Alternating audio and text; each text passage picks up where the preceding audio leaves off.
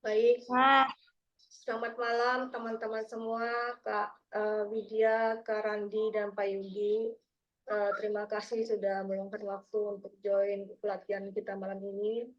Eh, Puji Tuhan, Alhamdulillah kita masih diberikan kesehatan sampai sekarang sehingga kita bisa join pelatihan menulis artikel malam ini. Saya akan sampaikan beberapa kata aja. Content writer adalah salah satu pekerjaan yang paling dibutuhkan beberapa tahun belakangan ini. Content writer harus mempunyai skill di bidang kepenulisan. Untuk mengetahui lebih dalam tentang content writer yang tugasnya adalah menulis artikel, yuk kita langsung saja dengarkan sharing dari pengajar kita, Kak Widya. Mohon koreksi kalau saya ada kata-kata yang salah ya. Terima silakan Kak Widya. oke. Terima kasih Kak Sisi atas openingnya. Halo semuanya, selamat malam. Selamat Malam. malam. Selamat malam. Nah, Kak Randi, Kak Sisi, ada Thomas, Ibu Peti ya, ada Ibu Peti, lalu ada Kak Jessica, Ibu Maria, Pak Yudi, Kak Airin, dan Kak Fridayani. Salam kenal ya semuanya. Salam kenal kembali. Iya, sebelumnya saya ucapkan terima kasih banget nih untuk teman-teman di sini yang sudah join lebih awal. Tadi aku lihat ada Ibu Maria ya sama Kak Jessica join sebelum kita mulai. Kemudian terima kasih juga untuk Kak Sisi sudah memberikan saya kesempatan untuk bisa berbagi di sini. Ah, Tadi aku sebenarnya agak keberatan juga dengan label pelatih atau pengajar ya. Karena saya lebih senang disebut sebagai teman diskusi atau teman belajar, karena mungkin di pelatihan ini justru aku yang bakal banyak belajar dari teman-teman semua di sini, dan bahkan mungkin di sini ada yang sudah sering menulis artikel ya. Nah, aku pengen tahu dulu nih, dari teman-teman di sini, dari kota mana aja nih? Boleh di chat, di kolom chat ya. Aku mau tahu. Kalau aku sendiri dari Cirebon nih. Ada yang dari Cirebon kan di sini?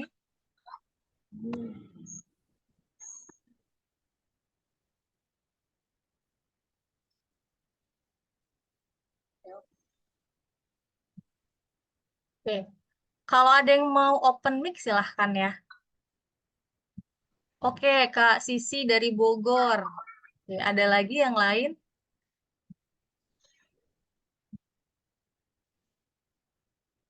Tadi kalau Kak Randi dari Jogja ya, Kak ya? Oke, lalu ada Kak Airin dari Kelapa Gading. Kak Fridayani dari Jakarta. Oh, ternyata banyak yang dari Jabodetabek ya. Kak, siapa lagi nih? Pak Yudi, Kak Jessica, yang lainnya dari mana nih? Ibu Peti mungkin mau memperkenalkan dari kota mana? Bandung. Oh, dari Bandung. Ya, lumayan deket ya. Oke, ada yang dari Medan juga. Oke, tapi kebanyakan dari Jakarta ya. Ya, Ibu Maria dari Jakarta Selatan. Oke, Jakarta Selatan. Saya juga pernah tinggal di Jakarta Selatan, Bu, selama 3 tahun sebelum pindah ke Cirebon. Saya Iya. dekat dari Ragunan nggak jauh. Wait ya. Oh, iya, iya, iya, Ragunan ya. Dekat Ciganjur. Heeh. Kalau saya dulu pernah tinggal di Kalibata ya, deket sama Oh, apartemen. Kalimantan. Iya, Beda, betul. beda tempat. Iya ya. Oke, saya mau izin share screen dulu ya.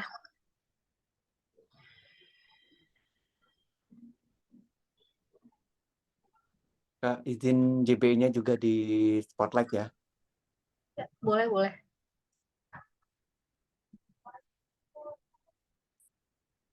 Oke, teman-teman sudah bisa melihat eh, screen saya? Sudah jelas ya? Oke. Sudah. Oke, aku juga mau tahu dulu nih dari teman-teman, kalau teman-teman di sini sudah ada yang sering menulis artikel nggak sih? Atau seenggaknya udah pernah deh? Ada nggak?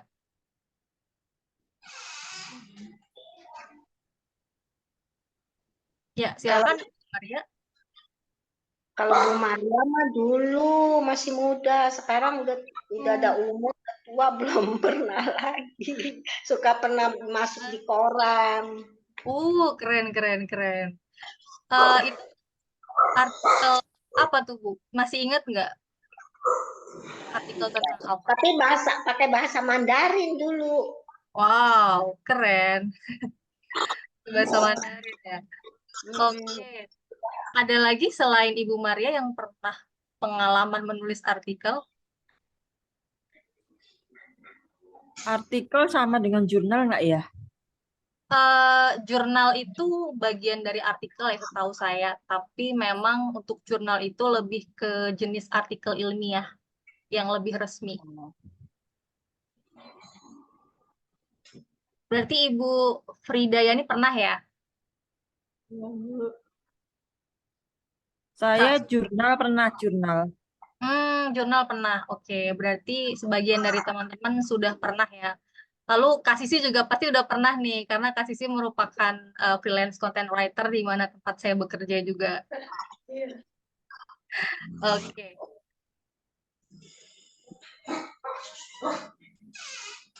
Oke, sebelumnya izinkan saya memperkenalkan diri dulu nih.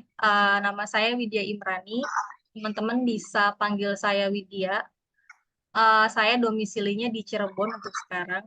Dan walaupun memang di poster saya bilang ke Kak Sisi bahwa saya digital marketing, tapi saya lebih suka menyebut diri saya sebagai digital writer. Kenapa? Karena selama ini artikel yang saya kontribusikan itu kebanyakan mostly itu di media online, jadi di media digital ya, bukan di media cetak. Oke, aku mau sedikit cerita perjalanan menulis aku nih. Nah, berarti aku sudah mulai mencoba untuk masuk ke dunia kepenulisan dari 2017. Awalnya sebagai freelance content writer di salah satu website yang bertema psikologi. Jadi waktu itu kebanyakan artikel yang saya tulis tentang isu-isu yang berkaitan dengan psikologi populer atau sehari-hari. Lalu saya pernah juga menjadi kontributor di website yang berkaitan dengan personal development. Lalu dari pengalaman itu pernah menjadi jurnalis juga di salah satu lembaga zakat, infak, dan sedekah. Dan dari tahun 2018 pernah juga mencoba untuk bekerja di bidang lain di penulisan, yaitu sebagai copywriter, khususnya di Instagram, sebagai sosial media kontributor di salah satu coffee shop. Lalu sampai sekarang saya masih menjalani pekerjaan sebagai digital marketing, di mana saya menghandle beberapa platform sosial media seperti Instagram, LinkedIn, dan juga email marketing. Nah, kenapa aku mau cerita sedikit? Karena memang untuk bisa terbiasa menuliskan artikel itu memang membutuhkan waktu yang panjang dan nggak sedikit ya waktunya gitu. Dan saya juga jujur aku nggak memiliki background pendidikan di kepenulisan, tapi belajar dari pengalaman gitu. Jadi learning by doing untuk menulis artikel ini. Nah, mungkin teman-teman di sini pada punya LinkedIn ya, atau Instagram paling tidak. Mungkin bisa kita terkoneksi di LinkedIn, boleh add aku di Widya Imrani, atau kalau punya Instagram di Widya IMR. Oke. Nah, di pelatihan kali ini akan ada 4 sesi yang diminta oleh teman-teman juga. Untuk kali ini kita akan mengenal lebih dalam tentang artikel itu sendiri ya, sebelum kita mengetahui bagaimana cara membuat artikel itu. Dan nanti di minggu depan kita mulai belajar tentang gimana sih tahapan dalam membuat artikel, karena prosesnya juga dimulai dari menulis, ada riset, lalu ada aktivitas lain juga. Jadi memang cukup panjang, dan nanti di pertemuan ketiga kita akan mulai melatih berlatih bagaimana menulis artikel, mulai dari pendahuluan, isi, dan juga penutupan seperti apa. Dan nanti yang terakhir, aku rencananya nanti di sesi ketiga akan memberikan sedikit homework kali ya buat teman-teman untuk menulis artikel. Jadi nanti di pertemuan keempat kita bisa sama-sama untuk mengaudit artikel yang coba teman-teman buat sebelum nantinya dipublikasikan gitu.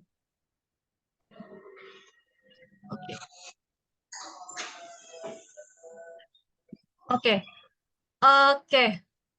Kalau teman-teman mendengar kata artikel, kita belajar dari definisi dulu ya, biar lebih mengenal lebih dalam artikel itu apa.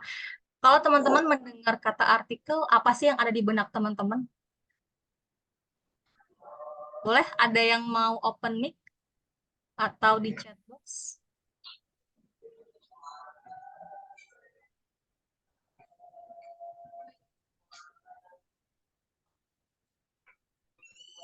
Apakah artikel itu sebuah tulisan panjang atau apa nih yang kepikiran di teman-teman kalau mendengar kata artikel? Ada yang mau open mic? Silahkan ya, feel free. Cerita pendek. Oke, cerita pendek. Ada lagi yang lain?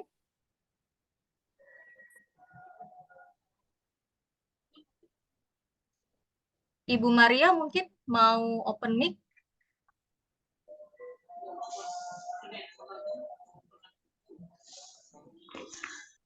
Kalau menurut Ibu Maria, kalau seingatnya yang dulu-dulu, sekarang namanya udah ngurus cucu, ngurus anak, itu udah semuanya udah masuk ke gudang sebenarnya.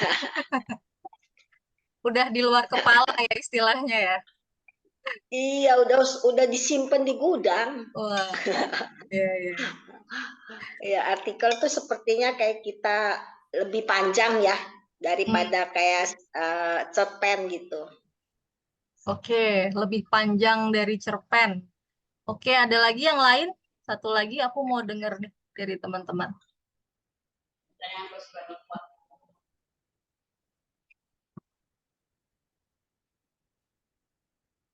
Kak Sisi mungkin? Kalau dengar kata artikel Kak Sisi, apa nih yang terbenang, terbayang di benak Kak Sisi? Sebuah tulisan yang bercerita. Oke, tulisan yang bercerita. Boleh, itu bagus. Karena memang artikel juga intinya buat menceritakan sesuatu kan ya. Entah itu berisi informasi atau opini dari penulis. Oke.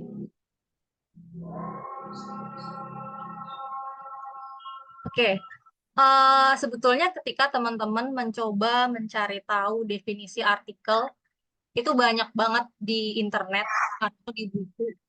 Dan setiap orang yang mendefinisikan juga berbeda-beda ya, bervariasi.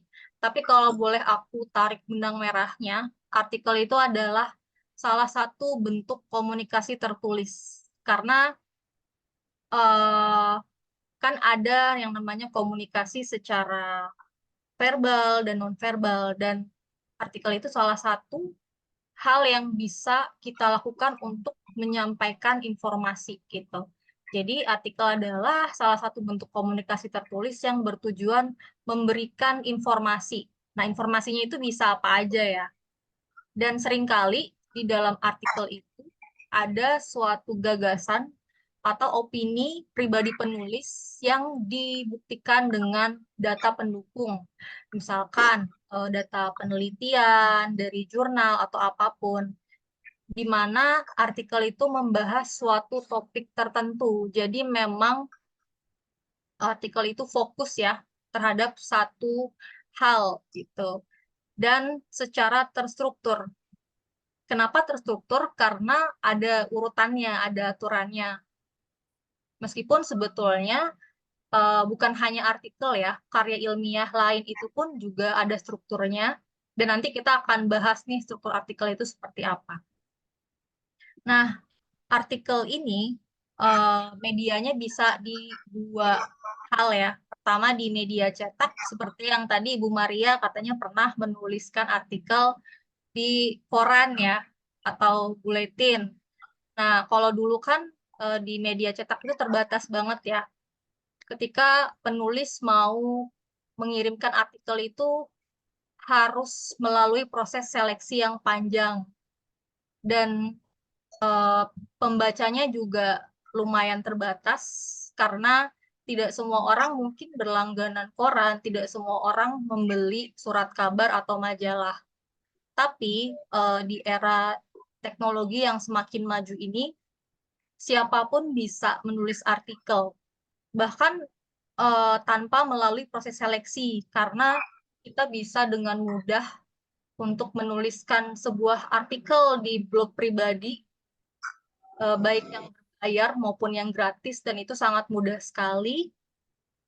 Dan bahkan tidak hanya di blog atau website, sekarang ini kita juga bisa menuliskan sebuah artikel di sosial media, salah satunya di LinkedIn. Kalau teman-teman tahu nih, di LinkedIn itu ada fitur untuk menuliskan artikel ya, dan itu bisa panjang juga, itu tidak dibatasi, dan siapapun memang bisa menuliskan artikel di zaman sekarang. Makanya tantangannya juga semakin besar untuk bisa bersaing dengan penulis lainnya, gitu. Oke. Nah, ini sebagai gambaran aja ya. Kalau teman-teman juga mencari referensi tentang jenis artikel itu banyak banget. Banyak yang membaginya menjadi 4 kategori, ada yang membaginya menjadi 10, bahkan lebih dari 10. Tapi kalau aku bisa tarik benang merahnya, jenis artikel itu bisa kita katakan ada 4. Nah, yang pertama ada yang namanya artikel eksposisi. Mungkin teman-teman pernah nih membaca sebuah berita, misalkan di 6.com, atau pernah baca tentang liputan dari sebuah event, kayak misalkan seminar atau workshop. Itu termasuk jenis artikel eksposisi, di mana penulisnya itu menginfokan sesuatu secara detail dan disertai dengan bukti pendukung gitu. Jadi banyak data-data yang mendukung seperti tanggal, terus jumlah pesertanya berapa gitu. Jadi lebih cenderung menginfokan terkait dengan fakta. Lalu yang kedua, ada yang dinamakan dengan artikel narasi. Kalau misalkan teman-teman pernah membaca cerita perjalanan gitu, teman-teman pernah berwisata ke Tangkuban Perahu di Bandung. Nah, nanti teman-teman bisa membuat itu menjadi sebuah artikel narasi di mana teman-teman menceritakan dari awal sampai akhir perjalanan seperti apa, penginapannya, rekomendasinya apa, dan bagaimana cara mencapai ke Tangkuban Perahu, dan sebagainya. Dan biografi juga termasuk ke dalam jenis artikel narasi. Nah, ada juga artikel deskripsi ya.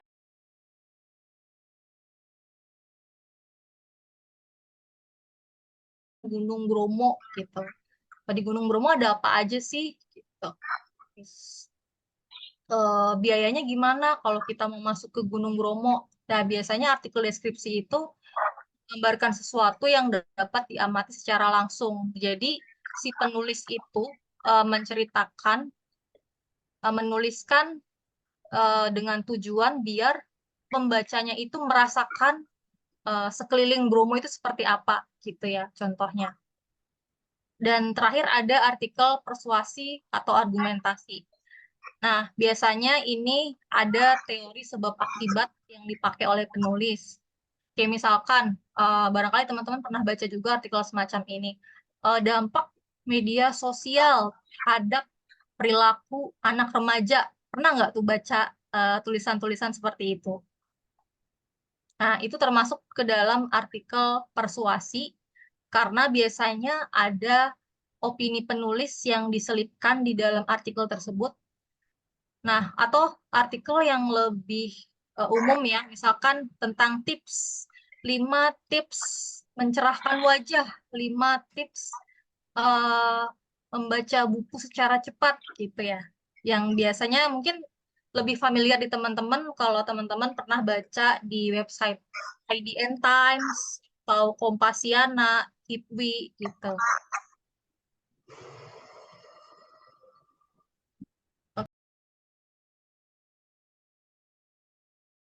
Skill dasar yang dibutuhkan dalam menulis artikel. Nah, pertama kita butuh kemampuan membaca dalam menulis artikel. Ada yang tahu nggak sih kenapa? Kenapa sih kemampuan membaca itu dibutuhkan ketika orang mau menulis artikel? Kira-kira gimana menurut teman-teman? menambah apa ya, ilmu sama pengalaman yang lain ya, kalimat-kalimat itu seperti itu.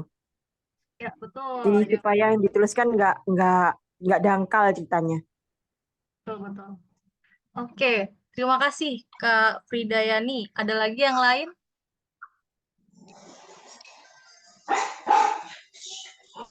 Ada yang mau jawab? Mau open mic silahkan, mau via chatbox juga silahkan. Oh, siapa lagi nih? Aku belum dengar suaranya Ibu Peti nih. Ibu Peti, masih di sini kah?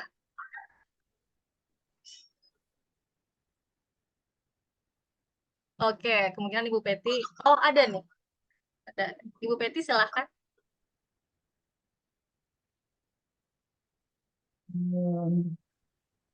Apa ya? Kalau kita tidak mampu membaca, mungkin kita juga tidak mengetahui apa opini orang terhadap sesuatu.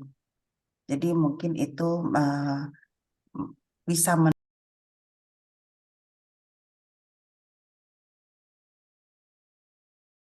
Jadi intinya kita juga terbiasa membaca opini orang lain, jadi kita terbiasa untuk beropini juga ya di dalam artikel ya, Bu. Oke, terima kasih Ibu. Siapa tadi, Bu Peti ya? Oke, menurut aku fungsi skill yang dibutuhkan dalam menulis pertama itu kan emang membaca. Kenapa sih kita butuh kemampuan membaca? Pertama, ketika kita lebih banyak membaca, artinya lebih banyak lagi kosakata yang kita kenal gitu. Karena kita menuliskan sebuah artikel itu kan terdiri dari banyak paragraf, dan di satu paragraf itu terdiri dari antar kalimat, dan di antar kalimat itu kalau kita pecah itu terdiri dari kata suku kata. Dan semakin banyak bacaan yang kita baca, entah di buku yang berbentuk fisik atau e-book, atau bahkan kita bisa membaca di internet ya. Banyak banget contoh-contoh artikel atau bacaan itu sangat membantu proses menulis kita nantinya, karena kita pun jadi lebih mudah untuk merangkai sebuah kalimat gitu. Kita jadi lebih tahu, oh kalau padanan kata seperti ini ternyata enak dibaca, oh kalau misalkan kata ini ternyata banyak ya dipakai di artikel yang umum gitu. Dan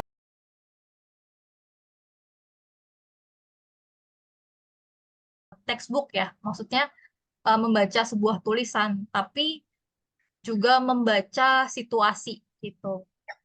Karena banyak sekali topik-topik yang bisa kita ambil untuk dituliskan sebagai artikel kalau kita terbiasa untuk membaca situasi. Misalkan gini, di sekeliling kita ngelihat banyak anak kecil tuh main HP terus kan. Nah, kita jadi kepikiran kan, loh, apa ya, handphone tuh merupakan barang yang sangat adiktif terhadap anak kecil gitu. Dan kalau kita merasa resah ya, kadang-kadang tulisan itu terbentuk dari keresahan yang kita alami gitu. Kayak kita mau membagikan 5 aktivitas positif yang bisa dilakukan seorang anak daripada bermain HP. Itu juga kan bisa ya dijadikan sebagai sebuah topik artikel seperti itu. Nah, yang kedua, kita membutuhkan basic English skill gitu. Nah, kira-kira kenapa nih? Kenapa sih kita harus punya basic English skill walaupun mungkin artikel yang kita tulis itu tidak berbahasa Inggris gitu, berbahasa Indonesia, tapi kenapa ya kita butuh eh, kemampuan berbahasa Inggris minimal basic lah kita tahu dasarnya. Ada yang tahu?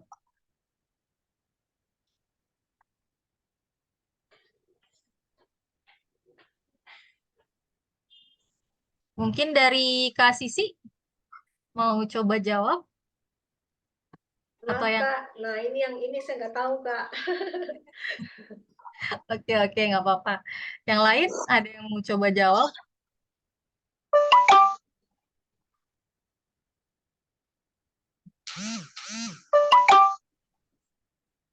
Oke. Masalah ya apa ya kayak eh, bisa dapat referensi dari artikel yang berbahasa Inggris. Ya, Setuju. betul. Heeh. Ada lagi Bu Kak Airin? Orang ngerti nggak usah. Bahasa Inggris dia tahu. Apalagi ya. Itu aja sih. Oke, betul. Terima kasih Kak Airin. Ada lagi yang mau jawab? Kenapa kita butuh skill bahasa Inggris buat menulis artikel?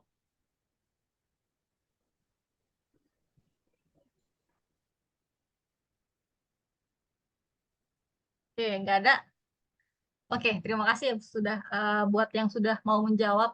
Betul tadi kata Airin ya, Kak Airin salah satunya adalah eh, kita jadi lebih mudah dalam menemukan referensi yang berbahasa Inggris. Karena sepengalaman saya sendiri menulis artikel dari 2017 itu setiap rujukan yang saya ambil adalah dari artikel yang berbahasa Inggris. Karena memang di luar negeri itu artikel yang berbahasa Inggris itu lebih valid ya. Sebetulnya banyak juga artikel atau jurnal yang berbahasa Indonesia, cuman ketika kita punya kemampuan bahasa Inggris dan mampu membaca referensi, mampu mencari artikel lain atau sumber lain yang lebih valid dalam bahasa Inggris, maka artikel yang kita buat itu akan jauh lebih terpercaya oleh pembaca. Itu yang pertama. Lalu yang kedua, kalau kita punya kemampuan bahasa Inggris, tentu aja karir kita akan lebih mudah untuk meningkat. Karena misalkan nih kita jadi freelance content writer yang mencari klien ya, mencari project. Ketika kita bisa bahasa Inggris, tentu aja kita bisa mendapatkan klien dari luar negeri gitu, dari mana aja ya, nggak mesti dari Inggris. Karena memang bahasa Inggris kan sebagai bahasa internasional ya. Dan nantinya artikel-artikel yang kita tulis juga tentunya berbahasa Inggris, bukan hanya berbahasa Indonesia. Tapi mengapa saya katakan basic? Karena sebetulnya kita bisa aja menuliskan artikel tanpa mengambil sumber referensi dari artikel berbahasa Inggris gitu. Atau kita bisa aja pakai referensi bahasa Inggris dengan menggunakan bantuan tools kayak misalkan Google Translate gitu. Mungkin teman-teman pernah juga ya ketika membuat artikel atau membaca artikel dari luar negeri deh yang berbahasa Inggris, kita nggak paham gitu lalu coba Google Translate gitu. Itu juga bisa, nggak apa-apa, nggak salah gitu. Tapi kadang kan kalau di tools itu tidak semua padanan katanya itu sesuai ya. Ada kata-kata yang nggak nyambung sama arti sebenarnya gitu. Jadi setidaknya ketika kita punya kemampuan bahasa Inggris, kita bisa menyesuaikan benar nggak sih apa yang diartikan oleh tools Google Translate itu atau tools yang lainnya seperti itu. Dan itu hubungannya dengan research skill ya. Nah, yang ketiga, kenapa kita harus punya kemampuan riset gitu? Karena tidak semua referensi itu bisa kita jadikan sebagai data pendukung dari artikel kita. Jadi harus benar-benar referensi yang sesuai, yang memang valid, yang dibutuhkan oleh pembaca. Gitu. Makanya kita harus pinter-pinter juga ketika memilih referensi ya. gitu. Terus yang keempat, kita butuh writing skill. Ini tentu aja ya, karena memang kita bertujuan, menuliskan artikel, ya kita harus punya kemampuan menulis. Dan kemampuan menulis itu tadi sudah disebutkan bahwa dipengaruhi oleh kemampuan membaca kita juga. Jadi saran dari aku, kalau teman-teman mau mulai menuliskan artikel atau terbiasa menuliskan artikel, maka lebih banyak membaca referensi ya, baik e-book, buku digital, buku fisik ataupun yang lainnya. Gitu. Kemudian yang terakhir, paling tidak kita juga harus punya kemampuan editing skill ya. Kenapa? Karena setelah proses menulis itu nantinya kita juga harus bisa mereview, cek satu persatu sebetulnya yang kita tuliskan itu sesuai nggak sih sama tujuan kita dalam menulis gitu. Informasi yang kita mau bagikan ketika menulis itu tersampaikan nggak, ada nggak di tulisan gitu. Dan editing skill ini berguna juga kalau misalkan teman-teman mau mengecek kayak apa aja nih yang typo gitu. Kan biasanya kalau kita menuliskan itu kan banyak kesalahan ya dalam katanya, kayak hurufnya double atau suku katanya yang double gitu, dan kadang-kadang jadi nggak nyambung. Terus makanya kita harus punya skill mengedit, walaupun misalkan teman-teman bekerja di bawah perusahaan di mana perusahaannya punya editor khusus gitu yang akan mengedit artikel teman-teman, tapi tetap sebelum kita menyetorkan tulisan kita ke editor atau sebelum kita mempublikasi tulisan kita, kita harus bisa cek dulu seberapa baik dan sesuai tulisan kita dengan tujuan awal kita menulis artikel. Gitu. Oke, sebelum lanjut ke materi selanjutnya, ada yang mau ditanyakan dulu nggak nih? Biar nggak bingung ya. Kita santai aja, kita diskusi aja. Ada yang mau tanya? Atau mau berkomentar nih, Kak, kalau menurut saya nggak kayak gini kok. Boleh, silahkan. Kalau dari saya belum ada, Kak. Oke, Kak Sisi belum ada. Dari yang lain?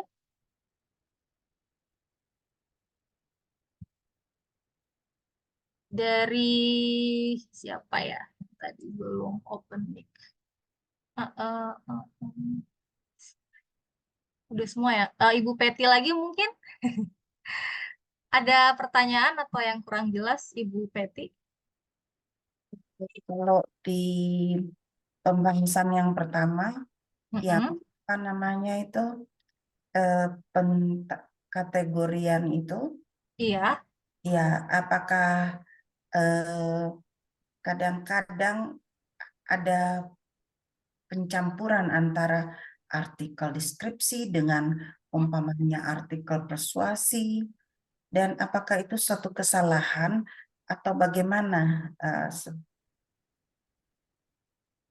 Ya, saya mau tanya aja seperti itu gitu. Apakah itu jadi sebuah artikel yang salah atau tidak apa-apa gitu? Oke, terima kasih Bu Peti atas pertanyaannya. Oke, aku coba jawab ya. Kalau menurut aku tidak ada salah dan benar ya, karena sebagai penulis itu kita juga bisa berkreasi. Misalkan kita mau menulis artikel yang dimana dia tuh ada dua jenis artikel yang masuk di dalamnya. Menurut aku nggak apa-apa ya, kecuali kalau misalkan kita menulis artikel dengan tujuan kompetisi misalkan. Misalkan IDN Times menyelenggarakan kompetisi menulis artikel eksposisi gitu. Maka kita juga harus mempelajari kan sebenarnya artikel eksposisi itu seperti apa sih, itu ciri-cirinya apa, strukturnya bagaimana gitu, apa yang harus ada di dalam artikel tersebut. Kalau kita mau menulis artikel eksposisi kan biasanya memang tidak ada opini ya, beda dengan artikel persuasi dan argumentasi. Maka itu tergantung dari tujuan awalnya menulis itu untuk apa gitu. Tapi biasanya kalau kita mau menuliskan artikel untuk di media online ya, seperti website, blog, itu jauh lebih bebas karena tidak ada aturan bakunya. Dan bahkan seperti yang saya katakan di awal menjelaskan ini, bahwa jenis artikel tuh banyak banget, Bu. Ada yang membaginya jadi 4, ada yang 10 bahkan 15 gitu. Mereka masing-masing punya pendapat yang berbeda karena aku sendiri belum menemukan kayak standarnya artikel tuh harusnya dibagi menjadi berapa kategori gitu. Jadi kalau menurut aku itu nggak apa-apa. Bahkan pengalaman aku sendiri, aku pernah menuliskan artikel untuk kantor ya, di mana menceritakan tentang program yang baru kita laksanakan, dan itu aku aku campur dengan deskripsi tentang programnya kita. Jadi kalau aku bisa bilang itu artikel eksposisi dan artikel persuasi gitu, karena memuat 2 jenis artikel. Tapi aku sendiri tidak pernah yang memusingkan kayak, aku harus bikin artikel dengan 1 jenis gitu, enggak. Jadi memang menurut aku sah-sah aja sih, nggak ada masalah, kecuali ya kita tujuannya untuk kompetisi atau memang kita berada di bawah naungan perusahaan di mana mereka sangat menjunjung tinggi kode etik gitu. Tapi kalau untuk penulisan artikel di populer di media online, menurut aku nggak apa-apa sih, nggak masalah gitu. Semoga cukup menjawab ya Ibu Peti. Boleh nanya lagi? Boleh, boleh. Jadi kalau untuk mempermudah gitu, untuk mulai kita menulis sebuah artikel, Ya. apakah saya harus menentukan dulu, saya pengennya artikel eksposisi, atau pengennya narasi, atau apa? Apakah saya harus berpikir seperti itu gini, oh ya saya sekarang pengennya artikel deskripsi, baru saya memulai menulis. Ya. Atau bagaimana? Oke. Oke, kalau dari pengalaman aku sendiri ya, ketika aku mau menuliskan sebuah artikel nih, aku kepikiran buat nulis misalkan 5 cara belajar bahasa Inggris bagi pemula. Aku sendiri nggak pernah yang langsung menentukan ya, aduh artikel aku masuk ke dalam artikel yang mana gitu. Karena yang aku lakukan adalah aku mencari referensi yang terkait, cari contoh artikel yang memang membahas hal yang sama. Kemudian dari contoh itu aku telaah itu strukturnya ada apa aja, isi-isinya ada apa aja gitu. Lalu aku coba ikuti alur artikelnya seperti apa. Tapi kalau pengalaman aku sendiri, aku nggak pernah mengkategorikan artikel ketika mau menuliskan sesuatu gitu. Tapi lebih bagus kalau misalkan memang kita mau mengkategorikan, itu juga menurut aku nggak salah juga gitu. Malah lebih bagus, jadi kita lebih terarah gitu. Oh, kita mau nulis tips, berarti masuk ke persuasi dan argumentasi, strukturnya harus seperti ini. Karena kan mungkin bisa jadi ada struktur yang berbeda ya di antara beberapa jenis artikel itu. Tapi lagi-lagi menurut aku secara praktisnya kita nggak perlu terlalu overthinking ya dengan kategori artikel apa yang mau kita tulis gitu. Yang penting kita bisa menuliskannya dengan data-data yang menurut kita valid, dan menurut aku itu sudah cukup gitu. Semoga menjawab ya Ibu Peti. Terima kasih. Ya, sama-sama. Oke, ada lagi yang mau berkomentar atau bertanya? Maaf Kak, mau reminder 10 menit lagi ya. Oke, 10 menit lagi. Oke deh. Oke, kita lanjut ya kalau gitu. Oke. Nah, sekarang kita mau coba games kecil-kecilan nih. Aku mau jelasin sedikit dulu ya. Jadi, struktur artikel secara umum, artikel kategori apapun itu dibagi menjadi 4. Yang pertama judul, yang kedua pendahuluan, yang ketiga isi, dan keempat penutup. Dan sebenarnya ini bukan hanya aturan untuk artikel, tapi juga untuk semua karya tulis. Kayak misalkan teman-teman pernah kuliah, pernah bikin skripsi, itu juga 4 hal ini kan menjadi aturan umum ya, walaupun nanti kalau untuk jurnal karya ilmiah itu beda lagi, strukturnya lebih rinci, tapi secara umum ini adalah 4 bagiannya. Nah, di sini yang label putih ini belum urut. Nah, aku mau coba challenge teman-teman, kira-kira judul yang nomor berapa, pendahuluan nomor berapa, isi nomor berapa, penutup nomor berapa.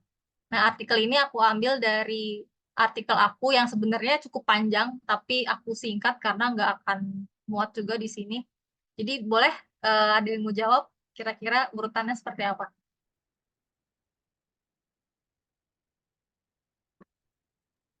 Baca dulu ya. Boleh, silahkan.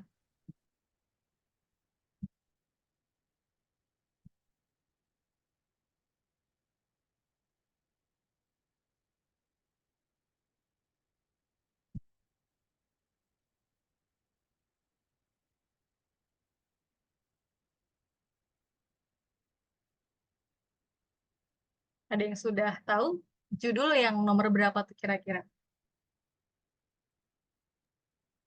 3. Oke, judul nomor 3. Kenapa Bu Peti? Ya, paling masuk di akal dan paling pendek.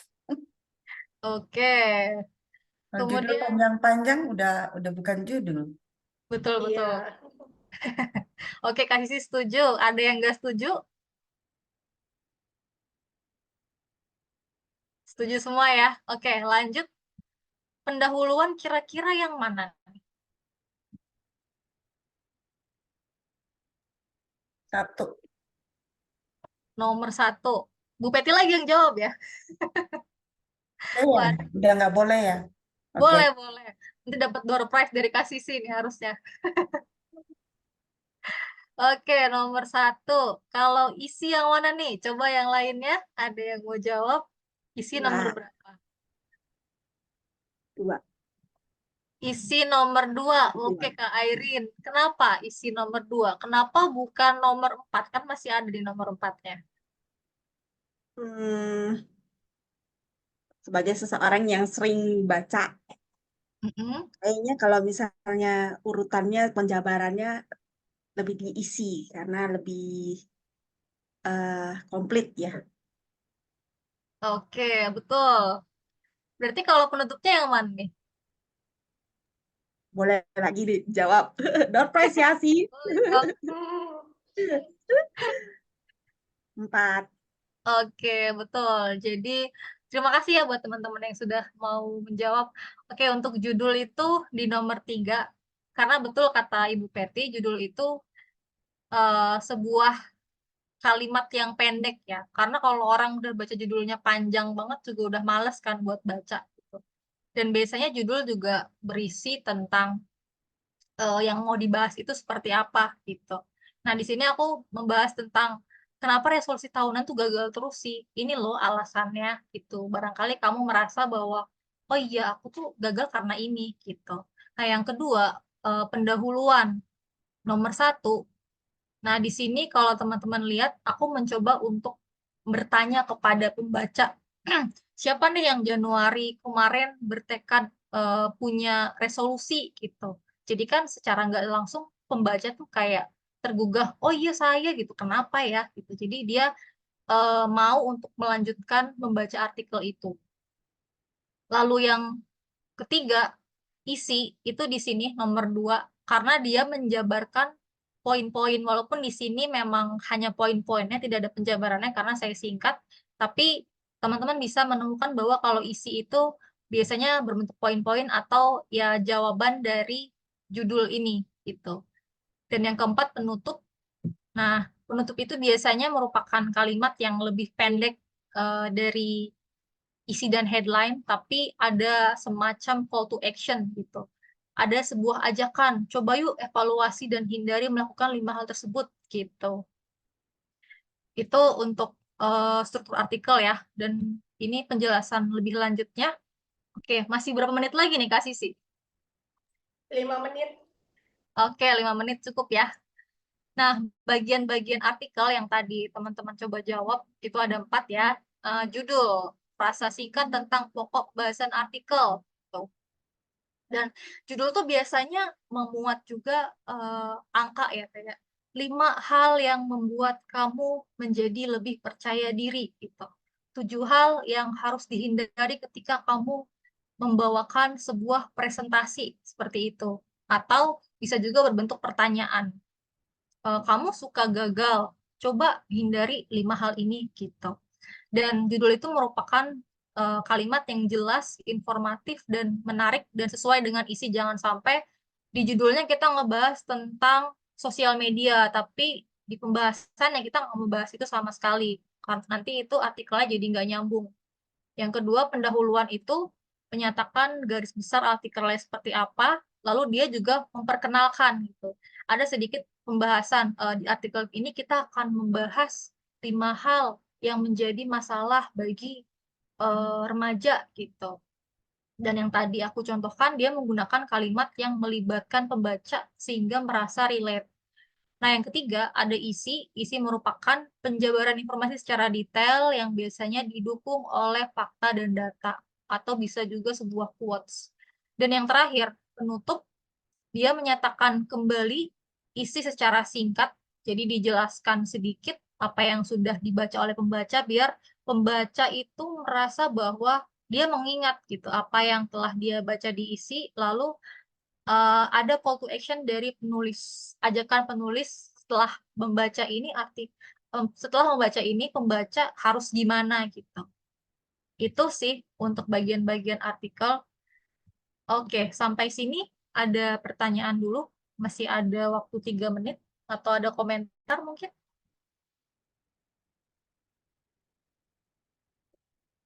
Boleh open audionya ya, open mic.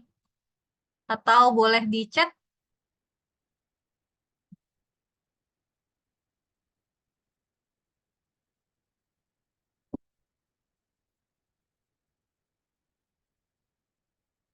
Oke, ada yang mau tanya atau sudah dicukupkan?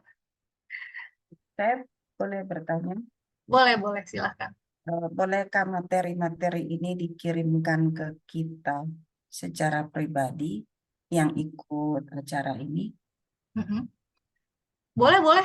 Nanti saya coba kirimkan bentuk PDF-nya ke Kak Sisi ya. Nanti Kak Sisi yang bisa forward ke Ibu Peti dan semua teman-teman di sini. Boleh. Oke, Baik, terima Ya. kasih. Ya, tapi nanti saya kasihnya satu persatu ya. Jadi setelah sesi kedua akan saya kasih lagi setelah sesi Ya. kedua. Seperti Iya, itu ya. oke. Iya, boleh. Makasih. Sama-sama. Oke. Ada lagi? Masih ada waktu 2 menit ya Kak Sisi. Iya. Maaf Kak. Iya, nggak apa-apa. Saya pengen nanya tapi buat besok aja deh, buat minggu depan aja. Oh, buat besok. Ya, minggu Kira-kira depan. pertanyaannya boleh di-spill dulu nggak di hari ini? Oke, ada lagi yang mau komentar atau kalau sudah tidak ada, besok kita akan ngebahas lebih jauh tentang tahapan membuat artikel ya. Jadi dibagi menjadi 3, nanti ada pre-writing, proses writing, dan post-writing. Jadi ada tahapannya masing-masing. Nanti saya jelaskan lebih lanjut di pertemuan yang kedua. Oke deh, kalau gitu terima kasih teman-teman semuanya atas sesi hari ini. Semoga bermanfaat dan sampai jumpa di sesi yang kedua. Saya kembalikan ke Kak Sisi ya. Terima kasih. Ya, Terima terima kasih. kasih Ya, terima dari kasih banyak Kak Lydia. Widya, Kak Randi. Terima kasih teman-teman semua. Terima Thomas, kasih Kak Sisi. Peggy, Andi, Jessica, Tante Terima Maria, kasih Mari semuanya. dan kita Dah ketemu minggu Selamat depan lagi ya. Martin. Semangat ya. Terima kasih Dadah. semua.